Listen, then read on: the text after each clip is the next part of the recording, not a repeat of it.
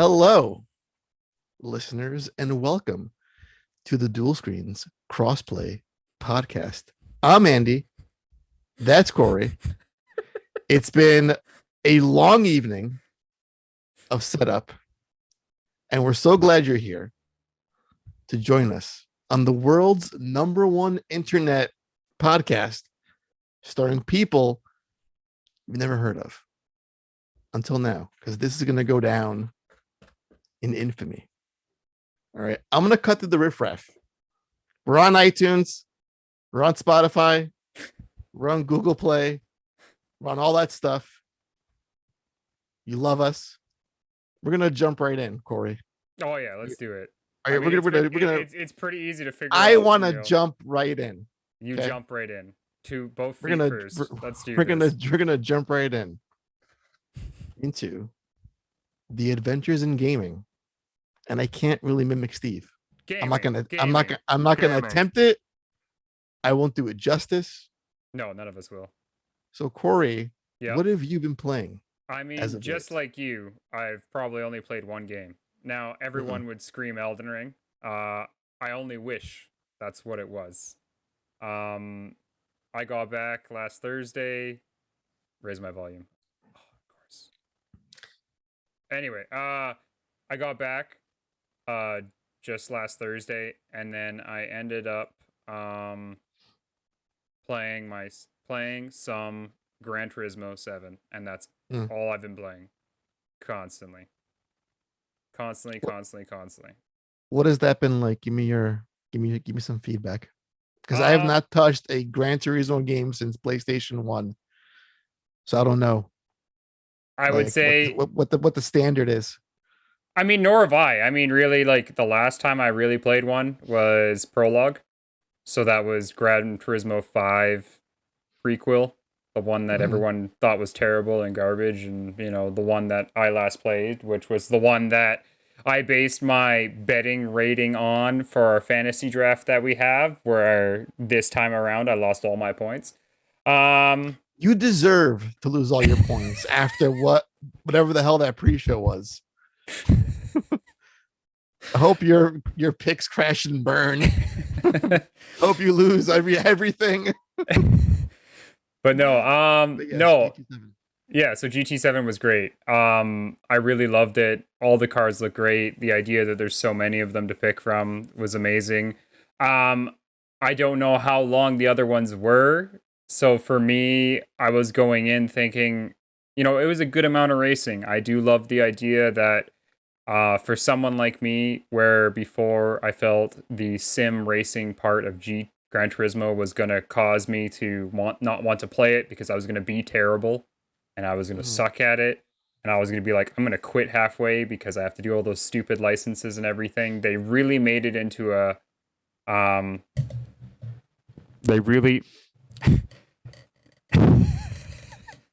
They really made it into this great game that I felt that there was enough settings for difficulty to basically customize depending on how good you were. It allowed you to perfectly judge and be able to play the game with whatever skill you have. And to be able to do that and play the game and beat it, it was fantastic. So I felt for being one of the better racing games, I mean, it was probably one of my best racing games I've played since Need for Speed Heat. And, I love every bit of it. And, it was great. Yeah, I think, I have no interest in cars or racing games, but it just looks like a very slick game to me. And I think once it enters the PSVR2 support, I think it'll be amazing there. I can't wait to hear it from there. Maybe it's a little bit on the cheaper side. I may have to see what that's like. But in the meantime, there's a lot that's coming out, that's been out. I have things that I bought and are shrink wrapped. I haven't touched Forbidden West yet, which I feel horrible, kind of, because I'm still all about Elden Ring, Kory, and I've talked about it now for I think 2 weeks straight. This is the third week I've discussed Elden Ring on the show as my, what I'm playing lately. Yep. And I want to say that Elden Ring While it's not my favorite From Software game, that belongs to Bloodborne, 100%, Yep. hands down, no contest. I think this is From Software's best game. Like, there's no debate about that. And I really, truly believe that this is the front runner for Game of the Year. This is the one to beat. I mean, I that's what can't. everyone's been saying, right? And I cannot see any other game. I mean, the only contenders we have in this arena that I can think of, haven't played Forbidden West yet. God of War Ragnarok, Breath of the Wild 2, yep, Starfield, or some underdog indie game that just pulls comes the out of Hades nowhere. Yeah, and yeah. is like the new indie darling of the year. So those have the potential, but this game is a crack. It's a crack like addiction. I've been playing till 4 in the morning, 5 in the morning. I wake up at 8 a.m. for work and I'm sitting in bed thinking, do I craft the I'm sick email? Do I say I have a migraine? Do I say I don't feel well? I feel off today. I'll see you in 3 days because I might have something. And I'm watching out for you and you're welcome. That's how bad it's become. Is this like it's like really the bad. days when we used to play Ghost Legends? Like when we would sit there and we realize No, that this like is worse. this is worse than the 4 o'clock in the Because morning binges. Ghost Legends was we would settle in for long late night sessions, and that sounds so sexy. Long late night sessions, and it was comforting, and we would bullshit and talk and just do a couple of missions, but there was never a pull the next morning to go back in and play or to grind for a better equipment Yeah. or waking up at like 2 a.m. to go back to play because oh yeah, there was this boss fight that I can probably do better right now. That wasn't there. Hmm. This has all the markers of an Andy addiction game where it's all of my tabs or Elden Ring in my browser. I have the Yeah. notebook with my notes. It's all I think about.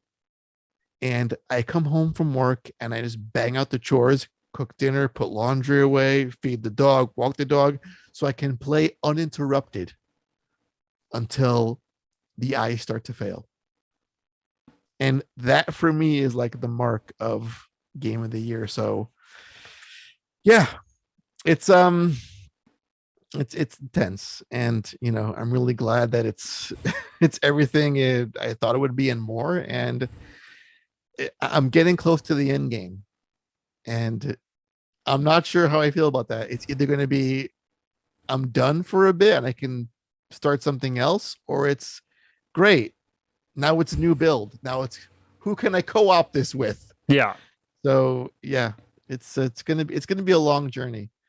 I may have to buy this on the digital side to have it always in my hard drive because I kind of want to keep coming back to it over and over again. So, but yeah, fun times in gaming I'm glad addiction. you're enjoying it. And I mean, from what I've seen for a lot of people that are part of our Yeah. Patreon group that get to be part of our Discord, we actually made a tab just for Elden Ring because it's done because so many people want to talk about and play it. And for me, Right. being an outsider that hasn't had the game but gets to read your guys' chat on it, it's like super And exciting. It's super crazy to see the amount of people that are coming on into that. And that's where it's super cool on the idea that, like I say, when you talk about co-op, especially, every time I look at it, I'm like, oh man, I can't wait to get to this game because I know I could go into that Discord chat and go, hey, at Andy, at It's Purger, at Steve, at everyone, like let's play together, and I can't wait to. I'm gonna right. probably be picking it up when I get back next Right. week for sure. So Now, the only real downside of having this addiction to such a huge game is I'm ignoring my beloved indie games. And two amazing games came out recently.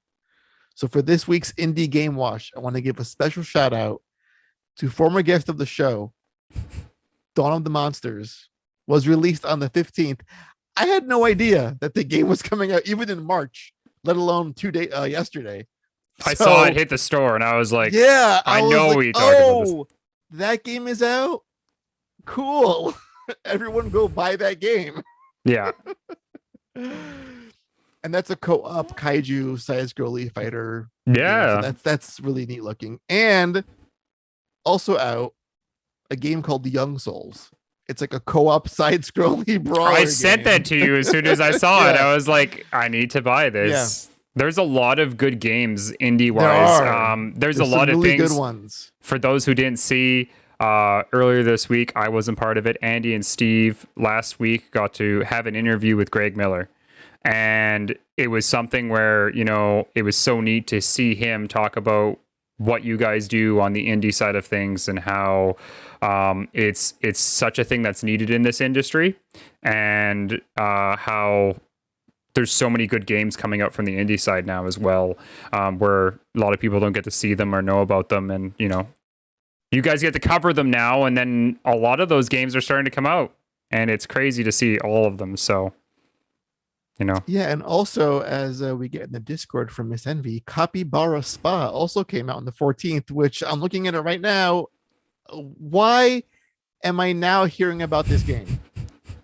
See, people, this is the problem when you follow the indie game so closely, and the frustration of missing gems like this, because this game looks incredible, and I am gonna bookmark this and get these guys on the show because I need to know. I need to know the story. Speaking of stories, Kory, yeah, let's get into it. And those who are listening out there, Elden Ring has sold 12 million units. This is the first of our dual screens report. 12 million units. Which is crazy. For some perspective on that, the entire Dark Souls trilogy plus remastered has sold 27 million copies combined.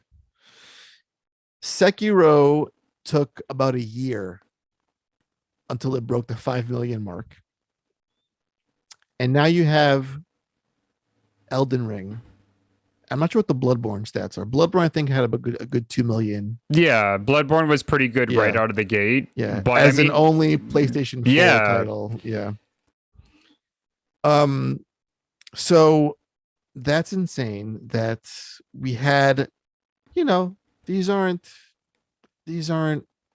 unknown games that people just kind of glance over. This is, people know From Software, they know Dark Souls, they know Sekiro, Game of the Year when it came out not too long ago. But we've never seen numbers like this for a From Software game. And I was thinking about From Software games long and hard today. And I thought back to when I first played Demon Souls. Now, for most people, their first time playing Demon Souls was when they came out on the PS5, on the PS3, on the PS3 in I believe late 2009. Now, for me, I first played Demon Souls at E3 2009, and this is going to be a little Andy story time right now. Oh boy. So E3 2009 was my very first E3. It was the return to form of E3.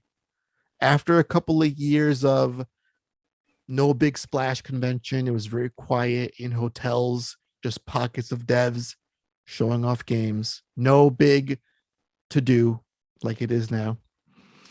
It was the comeback. And I was there for the comeback. And I was thinking on when I first got to go, I was going through my email because I knew I had some agenda or some schedule for when I attended E3 for the first time, so many years ago. And I found an article I wrote called The Best of E3.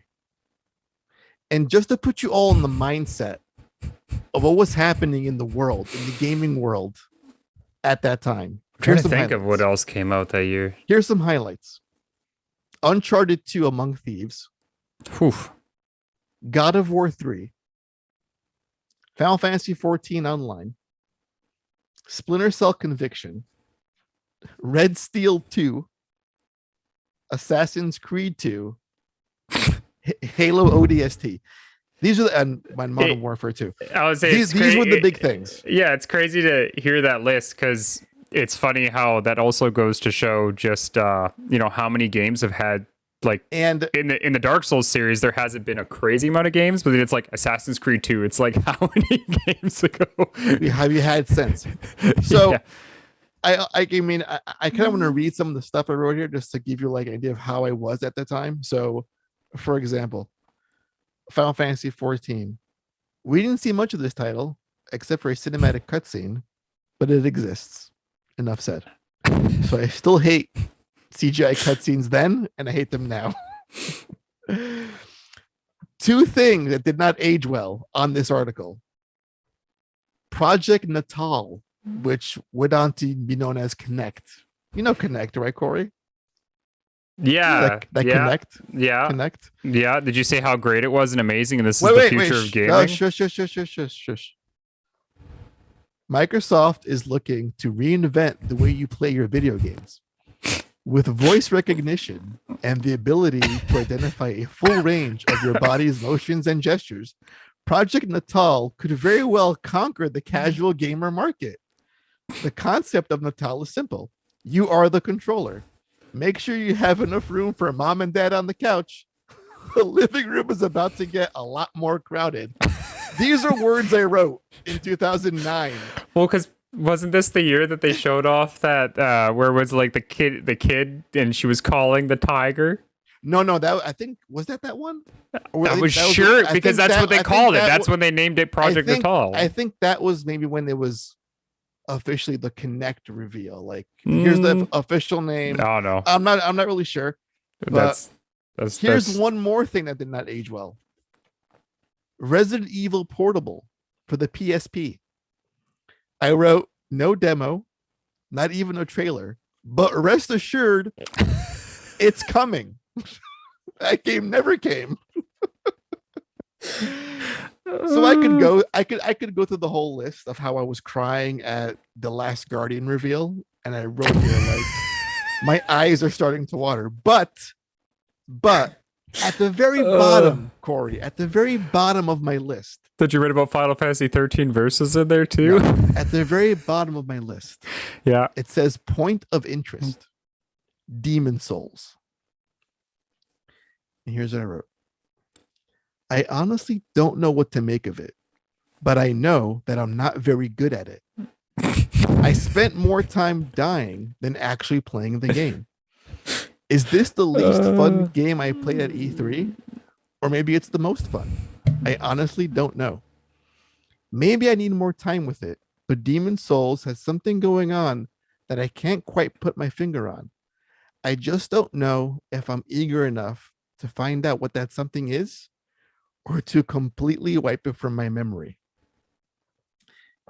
Kory, I don't think anyone knew when Demon Souls came out, even when Dark Souls came out, that these kind of games would push through the way Elden Ring has. Elden Ring has cracked the code to go from a very specific audience for From Software games to pulling in so many other people into its world. It's an explosion of a fan base. And I really cannot wait what these guys do with full next gen hardware. And it thrills me to think that this game dev that had this idea of a classic inspired Ninja Gaiden NES type of formula where story is very minimal, it's in the background, but it's there, and very intense, very hard gameplay, cut through and is now seeing this level of success. It is insane. And to think that it sold 12 million copies in what is 3 weeks. It's crazy. It's mind-boggling. It's like I told you today, my brother bought it. Someone that doesn't play fantasy games, doesn't play anything, but just because of the hype this game is getting and the people that are saying like this is a must play for everyone, he bought it. Right. So like Yeah. craziness. Yeah. So speaking of more games, I'm going to ignore because of Elden Ring. Today was ID at Xbox, and stuff happened. Yep. Like Tunic. Tunic is out. Tunic is out. Tunic is out right now. I saw it and I was like, Andy, do we have any way of playing this? Is it on Steam? Because like I wasn't paying attention to it. I've never seen Tunic. This is the first time I ever saw it. I was like, go get Game Pass, Kory. I know. I don't have it. I don't have an Xbox, but I am assuming it's on PC because it is on Steam. Hey, it's cheaper to get Game Pass. Get Game Pass and play. But either way, it was a big thing to show, and the idea that I found out this is an Xbox Game Pass exclusive. A lot of the games that they showed today were going to Game Pass first, which this is a big thing for a lot of indies. I know, like you guys have talked about this all the time, and the one nice thing about Game Pass is Game Pass does give indie developers that spot where when a game like Tunic comes out right on Game Pass, it right away says, here is here is instant sales for you. Here is, you know, the great amount of stuff coming. And I just want to put out one thing before we start going down this thing. Today, I'm going to be a humble man. I know last time I was on the episode, I may have said some things about Game Pass and or Xbox in general, and come out very wrong in what I was saying. And I just want to come out and say that after today, I watched Ideate Software, and I'm so happy. This conference was great. And, you know, I don't want to be that person. Like, I do agree that there's some things that every company needs to work on. And maybe I was a little bit aggressive with Xbox last time. That was my own thing. I'm not going to do that again. But I watched someone else go into chat. I was watching ID Software Live, and I had someone else come into chat and start just berating all these people going, oh, well, PlayStation's got this and and I'm like, and in my mind, I'm like, dude, this is not about that. This is about indies. This is about this. And I'm like, now I know how everyone felt. I am sorry. I'm making my apology now. But look at you. Yeah, I'm coming forth. I'm coming forth, admitting my apology on the internet. You're growing up. Look at I'm you. growing I'm so up. proud of you. But it was great. Like, there was so many games. So many games. We're going to go through all of them. But yes. I don't want to go through all of them because it's a lot. Because you watched this thing. I want you to go over it. What are some of your highlights from? So a big amount of my highlights for this is just the way this was done. It was really neat to see the idea that this just wasn't it was almost 3 hours long. It was like 2 hours and 20 something minutes long, like almost 2 hours and 15 minutes. And the whole thing that I loved about the way that they did this conference is it wasn't just the Xbox standard or even the PlayStation standard lately of trailer, there you go. And everyone's going, okay, well, what the heck? This was more of like, here's Tunic, here's the game. Hey, let's go watch that streamer that's playing it right now. You can go watch them playing it. This is the streamer that's doing it. So they brought out these streamers that were like playing the games. They were taking the idea of going, here's wrestle, like, what is it? They had like Wrestling Quest was another one. I'm not a big wrestling guy, but after playing Golf Quest or Golf Story, any game that has that kind of like aspect to it where it's going to feel like that, I just love those types of games. And the idea that they're like, here's this with what was it, Booker T, and here's the guy that made the game, and they're interviewing everyone and like talking about this. And I'm like, it was really neat to see those interactions with a lot of these indie developers. Like on our show every week. Yeah, exactly. Like, well, and that's the big thing that was interesting about this is that interact with game developers. Well, that's what I mean. That was the big thing, is that it was like, this is just them doing what you guys have done for 5 years, and it's showing that it's working. I will admit that sometimes it was a little long-winded. It sounded like it was a bunch of individual state of plays, like game commentary, like deep dives, but like a bunch. Yeah, but a bunch together. Of them. And the only problem that which I don't hate. I love that. No, I love that. I think you mentioned that 3 hours.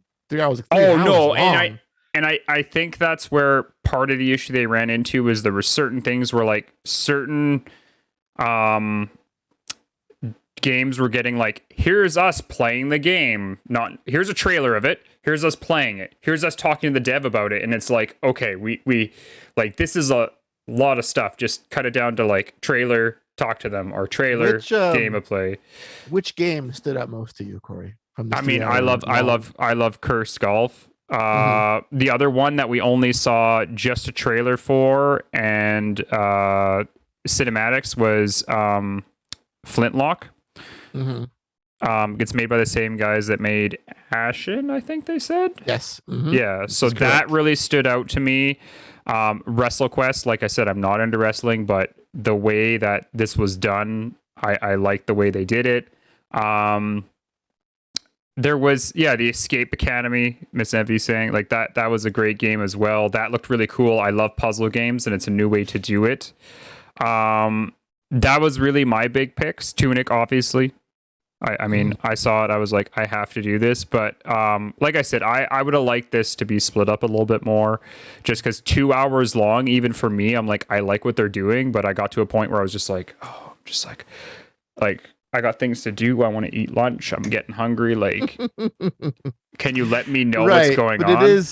It is really nice to see like such a wide amount of indie games getting a huge block of time and attention from someone as big as Microsoft, which I love that. The weirdest thing, I will admit, one of the only thing that was like, I don't know why this is here, which I'm not saying that the developers shouldn't have been there. I'm not saying that it's going to be bad, but the only thing that confused me is when they brought in these two guys that were developing a first-person shooter with inside roadblocks. I was like, I'm like, yes, I agree that it's cool that they're giving them these guys these intention, but it's inside of already a game that's kind of there. Like, right. I don't know. It was neat, but I think like give it to the developers that like, obviously like the guys that like Curse Golf, the idea that it's made by mainly one guy, and another one was the snowboarding game, Shred. That one, like it's made by a small team of like 10 to 12 people. Right. You know, so it's really neat to see all these, and it was really neat experience. I really enjoyed it. I thought it was very neat the way they did it. I mean, everything can be worked on, and I will admit that the T-Pain commercials were hilarious, though.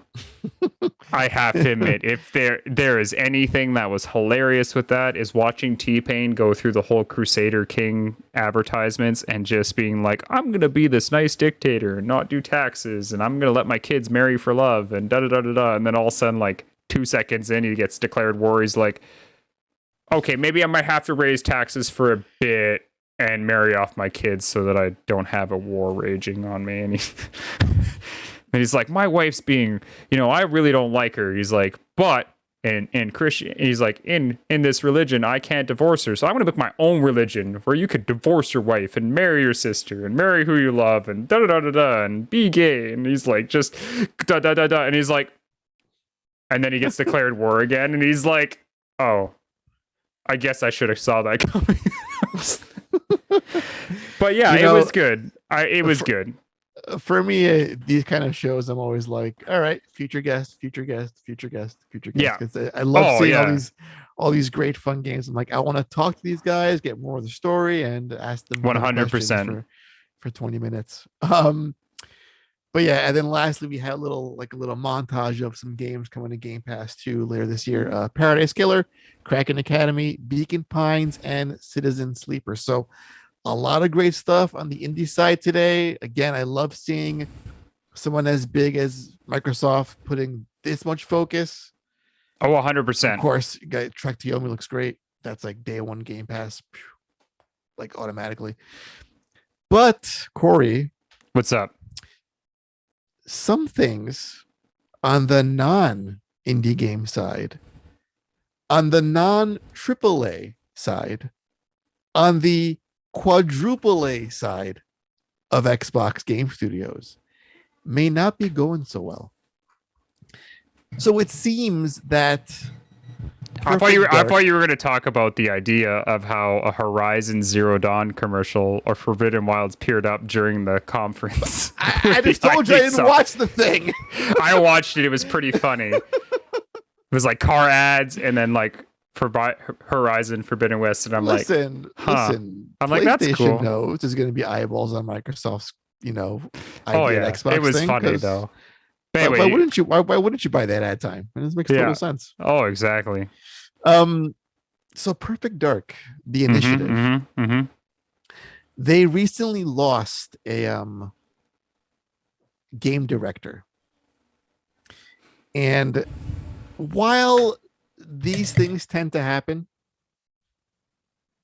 in the industry, there was a very detailed breakdown on videogameschronicle.com, sort of chronicling, if you will, all of the recent waves of departures from the initiative. As they say, they've seen a fast and furious wave of senior departures in the past 12 months. Now, is this? I didn't read the article, and because I know there was two teams on this though, right? If I'm correct, there was two teams on this. There's the initial initiative that was built from the ground up by Microsoft to work on Perfect Dark, and then there was word of who was it? Crystal Dynamics coming in to help. Well, and I thought there was a development third team that they had because they built a whole new team. As I don't know, like, well, who knows? I think we're just gonna stick to those two things. I know that CD signed on to co-develop Perfect Dark because I think one of the initiative's folks was former Crystal Dynamics, or he is now. Yeah. I remember hearing either about way, it. Yeah. There's a connection, and it's like, cool, you guys go help them out. So there was a very detailed breakdown of all their departures, and according to their list, they have lost 1, 2, 3, 4, 5, 6, 7, 8, 9, 10, 11, 12, 13, 14, 15, 16, 17, 18, 19, 20, 1, 2, 3, 4, 5, 6, 7, 8, 9, 10. Upwards of close to 40 people since January of 2021. And these are senior people, or these are just in general? Just some titles here: senior environment lighting artist, holy cow, lead gameplay animator, senior producer, principal lead online services engineer, senior shader engineer, director of narrative holy lead. Cow. So I don't want to focus on what this means for Perfect Dark. I think Microsoft and Phil Spencer especially, I think they're in a place that they know that they can't release duds anymore. No. Forza came out, amazing. Age of Empires 4, fantastic. Halo Infinite, even though it's missing core gameplay elements, co-op and Forge stuff, still an amazing game. Yeah. These are all critically acclaimed games. Xbox is now the most critically acclaimed publisher of 2021. So they are aiming now for quality. Gone are their days of like that Rise game that I never cared about, or, State of Decay shipped broken and buggy. Sea of Thieves was very incomplete when it first came out. So I think the days of the half-assed approach that was Microsoft games before all these acquisitions, those are gone. So I'm not going to focus on will this game be good. I think given enough time, enough resources, it will be special. We've had a dud in this franchise before, so I think you really need to weed out. Yeah, they have to have this come out. I'm not really sure bringing in whatchamacallit, Crystal Dynamics, because I feel there's like a little bit of a control issue with, well, we know better, and now there's talks of a full reboot of the game since they came on and other folks left initiative. What I really want to pin this down to is, was this game announced too soon?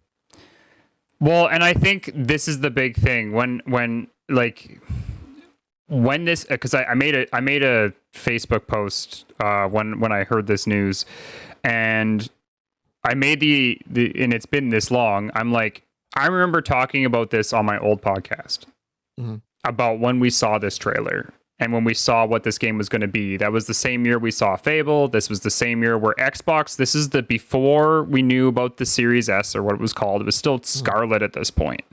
And this is the year that kind of Microsoft really had to push to say, this is why you need to join us next gen. Game Pass was still, this was like the first year of Game Pass, if I'm correct, like, or at least it wasn't as big as it is now. And this was going, hey, here's all these future games coming out to Game Pass. These are exclusives you're going to be getting day one. This, and this. And this was when they were just throwing names out there like crazy. And I did say when that happened that don't be shocked to not see these games for 4 to 5 to 6 years for some of these games, because they just started. Like, that was the year that we saw that game from Rare where they're like, we have no idea what the story is. We don't know about combat. We just have cinematic trailers that we built that kind of look nice, and we're going to build reflect what our idea, our vision is for this game. And that's where I think, since Game Pass has gotten so good, and I think with all these general, like, what they're seeing in the market now is they're going, they're going to do the I don't want to say the Sony thing, but even the Nintendo thing of, I think they've made the move to just be like, hey, we're going to reboot it as much times as we need to. We're going to rewrite this as much times as we need to. We're going to continue doing this over and over and over again until it's a grade A product that's going to come out and be good. And good on them for doing that. I mean, it does suck when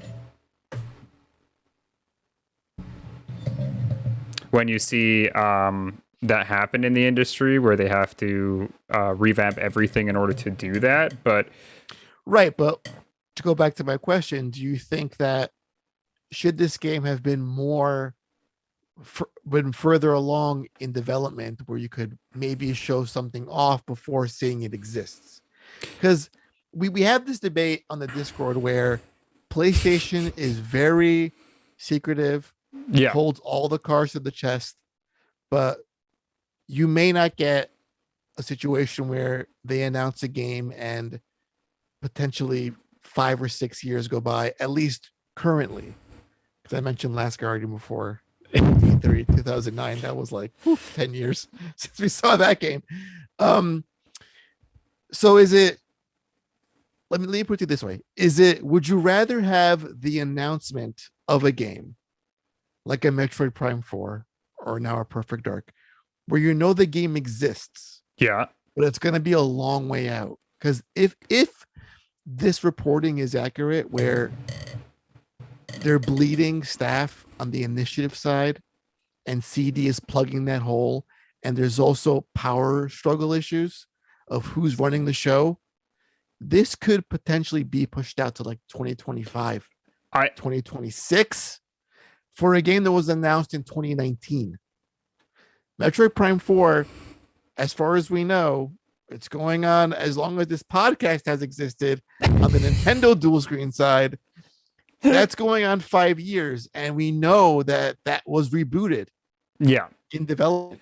I think but we know it exists. So do you prefer knowing and having a long wait, or I'm not sure what you're working on, but when you show me, it's going to be very close to what comes out. So here's the thing. What scenario do you prefer? Today, like in today's age, like right now, I would rather you show me a 3/4 finished product and it comes out in 6 months. I would rather see that today. If you would have told me at the height of where the new consoles were coming out, I want to see as far ahead as you can throw games. I want to see that. But right now, the idea that where we're sitting, especially when the indie scene's so big, there's so many games right now in the market. There's so many things coming out. I want like the Dead Space remaster had the same thing where it's like, it's coming, and it's like, here's a gameplay thing. We just figured out how to make Isaac's suit look cool, and it's like, don't show me. Here's how the audio is going to work. Yeah, which is great. just don't show me. Wait till you're 6 months out and See, go, here's 15 minutes of it. Here it that is. To me, that that scenario, is that so rare scenario, now. yeah, that scenario works for like a Kickstarter where Yeah. it's like here's a vision for a game. Here's like maybe a prototype of a game that we're working on. Yeah. That could be a ways out, but at least there's going to be consistent updates because you're beholden to backers to update them Well, that's like Tunic, and right? right Tunic was and get feedback. and Tunic released right now on Game Pass, and it's doing Well, really we've well. known about Tunic for a long time. Yes, Also, that's what I'm I'm saying, not sure though, how right? long we've known about Tunic, but I've yeah, it's been several many years Yeah, but that's what I'm since saying. Tunic was first announced. Tunic is like indie games. I think are able to be in that market Right, of or early access games in general too. right, Anything that can fit in that market of going, here's what we're working on right now, and they right. can keep you updated, and that's what keeps people. That's how they keep on the sales. They can continue to they're going to continue to be on. Like you guys can have them on every year on the show, being like, ah, this is our year 4 update on Oh whatever man, game, right? we should have had Infernax on for 14 years straight. Yeah, and but I think when it That comes would have been to fun. Is the when I damn think game out yet? when it comes to games that already have a series, already have a fan base, already have like a following, or made by big companies, I don't think in this age and infrastructure can they come sit there and be like, hey, this is going to be whenever we decide to come it out. But I think they need to play their hands close. I think Microsoft and Xbox in particular, I don't know how to phrase this properly without sounding like an asshole. Well, I that's what think they I'm I think they cared about the big game awards splash announcement more than there's nothing real happening with this game yet. It's like we know we're making it. We made a team for it, but there's not much under the hood of this car. But you're showing a flashy like a Lamborghini. Again, I don't know cars, people. What's a nice car? A Dodge Charger. I'm just saying bullshit now. But like, you know what I'm saying? Like they were all about that. Wow, let's capture a headline. Perfect Dark is back moment, which I love. But then it's like it's been over a year since you announced it, and we've seen countless people from this built up team for the first quadruple A game leaving in mass and key people. Something is definitely not right, in the state of Denmark. So I always lean more towards listen, have something that you can possibly maybe show off a little bit, even if it's really early. But, work is being done. In this case, if it got a reboot internally, how long will that push it back? I have no doubt when it comes out, it's going to be polished. It'll look beautiful. It'll be a fully next gen game. Mid to late of the series consoles. But yeah, I'm just left wondering what was the point when things were uncertain internally. Is it worth that risk to announce something for a headline grab when things aren't stable in the house? But anyway, I digress. To a more fun news story, and our last news story of the episode. Supermassive Games, known for Until Dawn and mediocre horror anthology games published by Namco Bandai. Hey, those are good. Those are good. Mediocre horror games published by Namco Bandai. Playing cooperatively, they are amazing. They've decided to go back to what really worked for them as a horror game developer. They are teasing a brand new horror experience, a new horror project published by 2K. No less.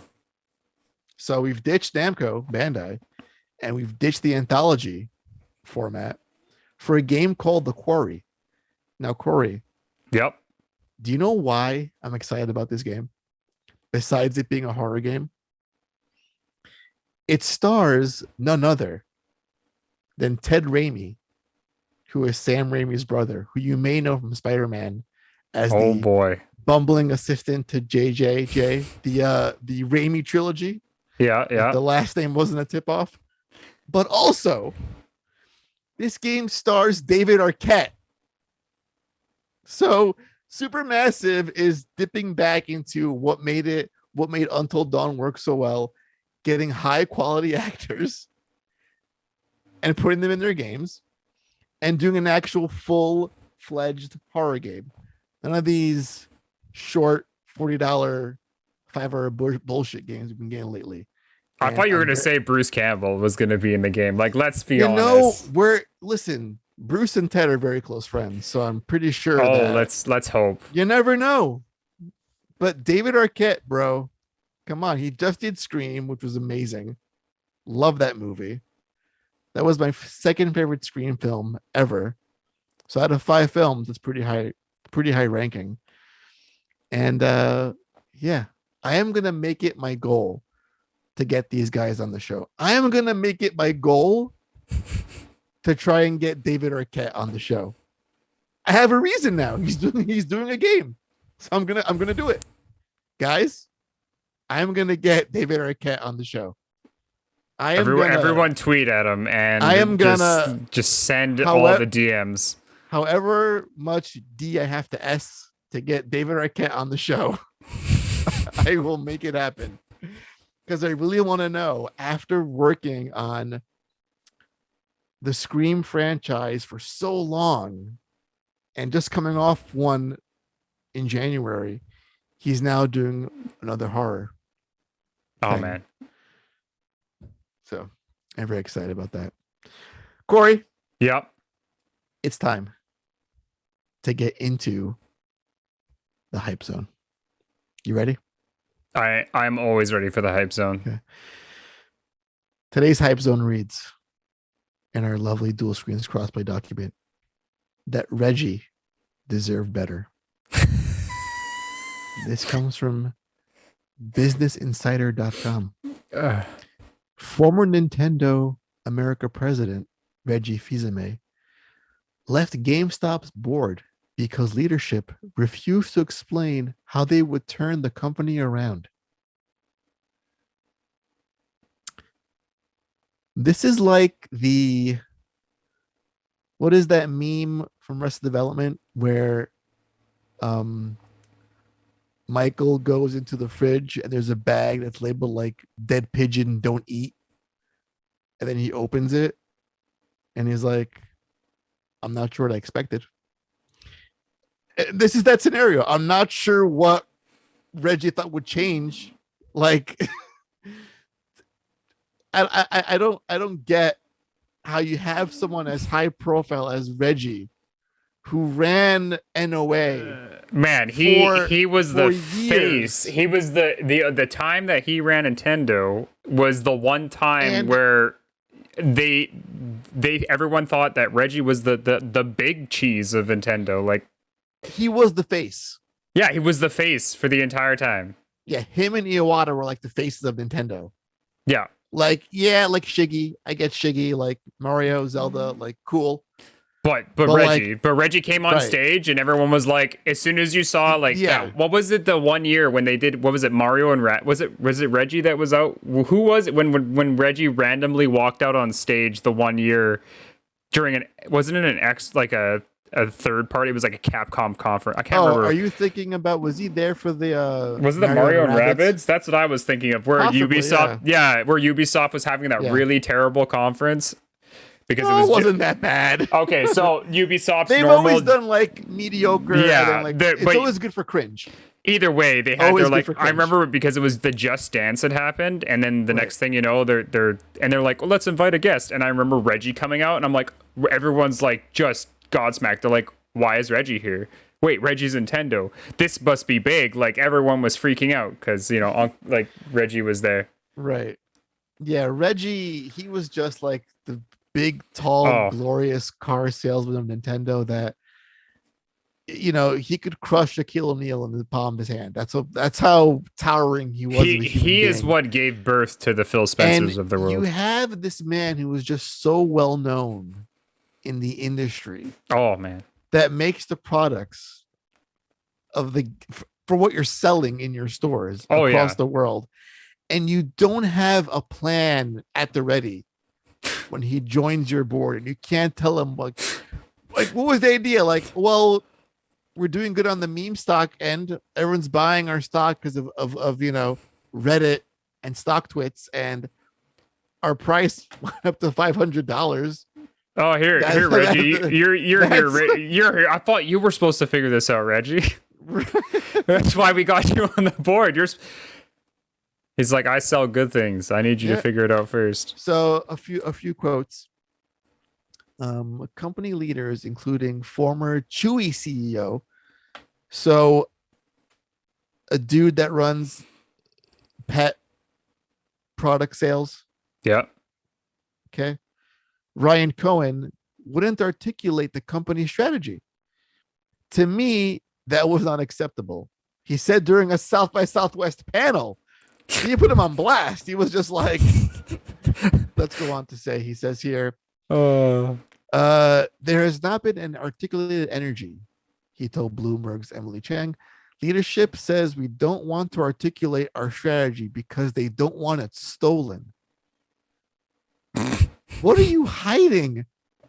So they have like this super top secret. They can't even tell Reggie. This, oh my God, this like reminds me of like my sister's husband has like some grand $1 million idea. And I was like, what is it? He was like, oh no, you have to sign some waiver first before I tell you. I'm like, excuse me? You want me to sign some contract? I'm not going to steal your idea. Are you fucking kidding me? So I think when that's your lead talking point, you don't want to tell the board what you're, because look, I work at a big company. I know how board meetings work. You bend over backwards for the board. When the board meetings happen in my company, it's like white glove treatment. You roll the red carpet, and because these people are holding your company by the nutsack. Yep. They're holding the money bag, and you have to like show them that if there's concerns, if there's any issues, how you're addressing the issues, what your game plan is. That's why E3, when you hear a lot of stats and sales and things that most folks don't care about, that's all geared for the stockholders and the shareholders. It's for them to be like, yes, this is why we put like billions of dollars in your company, because you have a vision that we think is going to pay off. Well, that's what make us richer. So to not have a plan to show like, here's our 5-point plan. This was like South Park, the fucking gnomes, a question mark profit. So that's what they presented to fucking Reggie. So this is just so dumb. And GameStop, dude, I don't know. This is just sad. There was a spark of hope that Reggie saw something like, you know what? Maybe I could turn the ship around. Maybe me being here will make them want to be better. But I guess fucking not. So Reggie, you deserve better, and just retire, dude. I feel like you've earned it. Or go to PlayStation. This is like when Jordan played baseball. Oh like yeah. It just well, maybe Reggie will come back to Nintendo, just like Michael Jordan came back. He'll come back for 1 year and then be like, okay, peace. And I ended my career on a good note. I'm out. Leave it to me to make a sports analogy when Steven is not here. Steven, you should be impressed by that. I think he's here. He kept on saying Uncle Reggie. I know. He's here, but not here. There's no question of the week that I see in the form. So I want to ask the chat what I asked Kory earlier while we wrap up the show, a little post podcast discussion. Do you think it's possible for games to be announced too early? Should publishers see what's going on and reassess? Is this ready to be revealed to the world yet? Is it worth a potential disaster on development side for a really big, ambitious thing to fall apart at some point. Let me know your thoughts. Kory, this is a Yep. really fun show. It was. I I mean, enjoyed it. for the amount of like I said before, as soon as I found out it was just you, me, and everything else, I said this is gonna be a white van on fire, spilling melted candy everywhere. And it's turned out Steven, don't leave me again. it's set up now. We've got it where it's set up now. At least if we have to do it again, we'll figure it out. So Miss Envy said yes. Now. Wait, I'm gonna close out the show and then we'll just talk to folks. Oh, there we go. Wait, Yeah. there we go. Steve finally comes in with. He says, "I think because of what gamers expect, yes, but we know that movies are being made sometimes 4 years prior. We know the entire MCU slate is for 6 years. It's possible. They just need to set the new example." Eloquently. There we go. You can read that word? My grammar is terrible. Trust me. Grammar is one thing, but your reading skills. Well, that's my grammar. I was not. Yeah, that's a whole nother show. If you want to understand why I don't know my basic grammar and how I passed English, we can make that. We can do it a bonus show. It could be a bonus show. We'll talk about my grammar. Kory's ESL extravaganza. That's what we'll do for you, Kory. 100%. Hooked on phonics, not me. That's the name of the bonus episode. Oh, good Lord. All right, Kory. I think it's time to end the show. It's been a great show. You've all been great. And like I said before the show began, in our amazing dumpster fire of a pre-show, in getting this thing off the ground, if you were there in the chat, I will send you a present for being that patient with us, because I appreciate you that much. And I always keep my word. Okay. Sometimes, not all the time. That's going to do it for the Dual Screens Crossplay podcast. If you like what you heard this week, please give us some money at patreon.com/NDS podcast. You can follow us on Twitter at Duel_Screens. Please also subscribe to our YouTube channel at youtube.com/Dual Screens TV. We are so close to 1K subs. Let's make it a goal, folks. Let's push to the end of the year. Let's get that monetization so we can stop begging for cash on Patreon. We're on Facebook at facebook.com/groups/DS podcasts. And Kory, any final words? Everyone stay grounded. That's it. It's always staying grounded. Everyone just, it's like I say, when you look at the gaming industry today, it's so nice to finally be able to see that everyone's constantly changing. It's not just a straight road anymore, which, gives us something to talk about. So I'm happy for that. I'm going to address, before we go, Miss Envy in the chat mentioning a PAX ticket.